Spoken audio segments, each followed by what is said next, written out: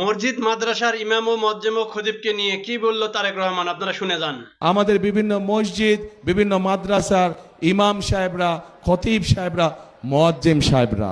আমরা এই সম্মানী মানুষগুলোর জন্য ইনশাআল্লাহ বিএনপি সরকার গঠন করলে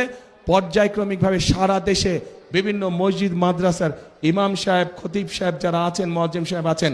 তাদেরকে আমরা সম্মানী দিতে চাই সরকারের পক্ষ থেকে,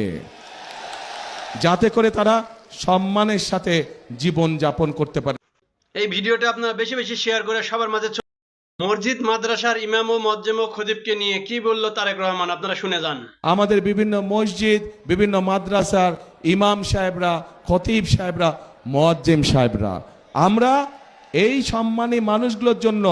ইনশাআল্লাহ বিএনপি সরকার গঠন করলে পর্যায়ক্রমিকভাবে সারা দেশে বিভিন্ন মসজিদ মাদ্রাসার ইমাম সাহেব, খতিব সাহেব